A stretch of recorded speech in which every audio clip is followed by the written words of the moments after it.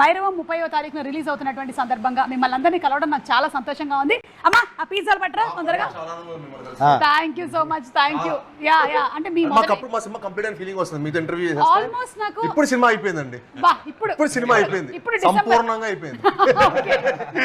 Almost నాకు తెలిసి అందరి ఇనిషియల్ ఫిల్మ్స్ హోస్టింగ్ నేనే చేశాను నేను అనుకుంటున్నాను. ఆయనదైతే ఆయన చేసేటువంటి అవకాశం లేదు, ఎందుకంటే ఆయన ఫస్ట్ సినిమా రిలీజ్ అయినప్పుడు నేను స్కూల్లో ఉన్నాను, శ్రీచరణ్ గారిది. అందుకని I don't think there is a chance. మీరు అప్పుడు స్కూల్లో ఫస్ట్ సినిమా అప్పుడు మనం ఏ క్లాస్ తాము బాబాయ్ మనం? మీకేంటి మైక్ ఇవ్వలేదా? ఇచ్చారా? చిన్నప్పటి నుంచి తెలుసు. ఓకే అంటే మీరిద్దరు చిన్నప్పుడు గోలీ అంటే కాదండి, డాడీ ఆల్మోస్ట్ మోహన్ బాబు గారిని గురువుగా భావిస్తుంటారు. సో చిన్నప్పటి నుంచి అన్నని చూడటం. అండ్ అన్న రోహిత్ అన్న అయితే మూవీస్ కి రాకముందే నేను అన్న కలిసి ప్రాక్టీస్ చేసేవాళ్ళు. మేము ఇద్దరు కలిసి డాన్స్ ప్రాక్టీస్ చేసేవాళ్ళు. డాన్స్ ప్రాక్టీస్ అన్న. శ్రీచరణ్ పాకాల గారు చెప్పండి, ఈ సినిమాకి మీరు how different did you compose the music? Ugram మాకు గుర్తుంది, మీరు చాలా ఆర్కెస్ట్రైజేషన్తో ఫైనల్ క్లైమాక్స్ సీక్వెన్స్ అంతా కూడా చాలా కష్టపడి చేశారు. సో దీనికి what kind of effort did you put? First effort పెట్టింది మార్నింగ్ పని చేయడం మొదలు పెట్టాను ఈ సినిమాకి.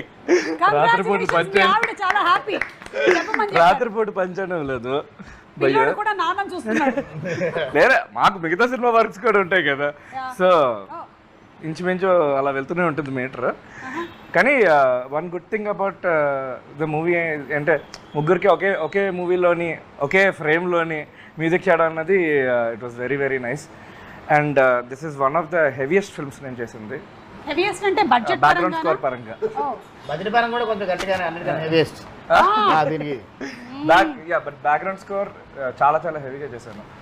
So I'm 100% confident about. ఎవరికి మంచి మ్యూజిక్ కొట్టావు? ముగ్గురికి. మీ ముగ్గురికి కాదు, హీరోయిన్లకు కొట్టాడు. అవును హీరోయిన్ పేరు మీద రాశాడు సాంగ్ కూడా. అంటే చెప్పలేమండి.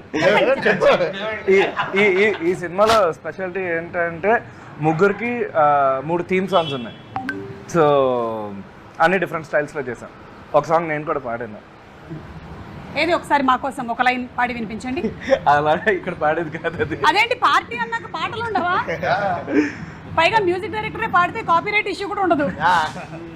మీరు అలా నన్ను అడిగితే నాకు లిరిక్స్ గుర్తుండవండి. లలా తనన్న పాడతాను కాసేపటి తర్వాత.